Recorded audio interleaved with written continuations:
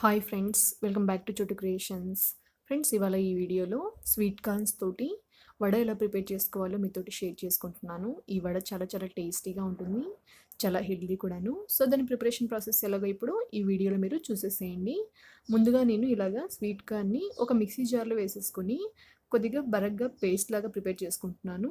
చూడండి, ఈ పేస్ట్ ఇలాగా మరీ మెత్తగా ఉండకూడదు, అలా అని మరీ బరగ్గా ఉండకూడదు, ఇలా ఉంటే సరిపోతుంది. చూడండి, సో ఇలాగా మొత్తం స్వీట్ కార్న్స్ అన్నిటిని కూడా ఇలాగా పేస్ట్ లాగా ప్రిపేర్ చేసుకోవాలి.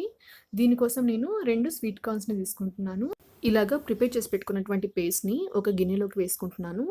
సో మొత్తం పేస్ట్ అంతటిని కూడా ఇలాగా ఒక గిన్నెలోకి వేసేసుకోవాలి. అలాగే ఒక పెద్ద సైజ్ ఆనియన్ని ఇలాగా చిన్న చిన్న ముక్కలుగా కట్ చేసుకొని వేసేసుకుంటున్నాను.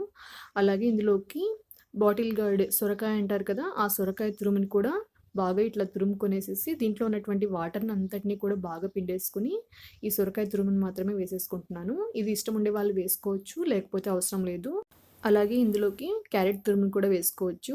ఈ సొరకాయ తురుము వేసుకోవడం వల్ల ఈ వడలు చాలా చాలా టేస్టీగా ఉంటాయి. అలాగే కొద్దిగా కట్ చేసి పెట్టుకున్నటువంటి కొత్తిమీర తురుము, అలాగే కట్ చేసి పెట్టుకున్నటువంటి పుదీనా తురుము కూడా వేసేసుకుంటున్నాను. ఇప్పుడు ఇందులోకి ఒక 4 టేబుల్ స్పూన్ల బియ్య పిండిని వేసుకుంటున్నాను. అలాగే కొద్దిగా 1 టేబుల్ స్పూన్ అల్లం వెల్లుల్లి పేస్ట్ని కూడా వేసేసుకోవాలి. అలాగే 4 టేబుల్ స్పూన్ల శనగపిండిని కూడా వేసేసుకుంటున్నాను. అలాగే 4 టేబుల్ స్పూన్ల కార్న్ ఫ్లోర్ కూడా వేసేసాను.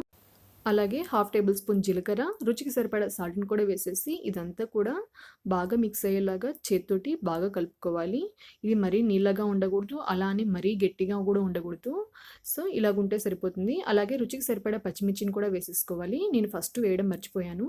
సో ఇందులోకి పచ్చిమిర్చి కూడా వేసేసుకుంటున్నాను. నేను దీనికోసం 2 చిన్న సైజు పచ్చిమిర్చిలను తీసేసుకున్నాను. సో ఇలాగ ఉంటే సరిపోతుంది అనమాట. ఇప్పుడు ఒక చిన్న పాల కవర్ని నేను బాగా శుభ్రంగా కడుక్కొని దీని మీద ముందుగా ప్రిపేర్ చేసి పెట్టుకున్న స్వీట్ కార్న్ మిశ్రమాన్ని ఇలాగా చిన్న చిన్న ఉండల్లాగా తీసుకుని చిన్న సైజు పూరీలాగా ప్రెస్ చేసుకోవాలి. ఇవి మరీ మందంగా ఉండకూడదు, అలా అని మరీ పల్చగా ఉండకూడదు.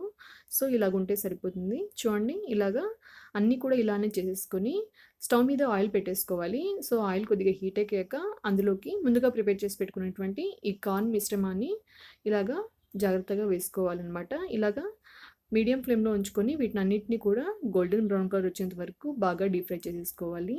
చూడండి, అంతేనండి. చాలా సింపుల్గా, చాలా ఈజీగా, చాలా చాలా టేస్టీగా ఉండే స్వీట్ కార్న్ వడలు రెడీ అయిపోతాయి.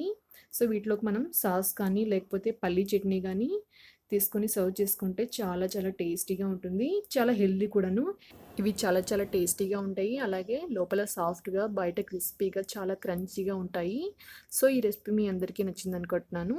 ఈ రెసిపీ మీకు నచ్చినట్టయితే మీరు ట్రై చేయండి. ఎలా వచ్చిందో నాకు కామెంట్ సెక్షన్లో చెప్పండి.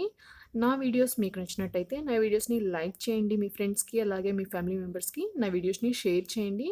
మన ఛానల్ని ఫస్ట్ టైం చూస్తున్నట్టయితే ఛానల్ని సబ్స్క్రైబ్ చేసుకోవడం మాత్రం మర్చిపోకండి. Thank you.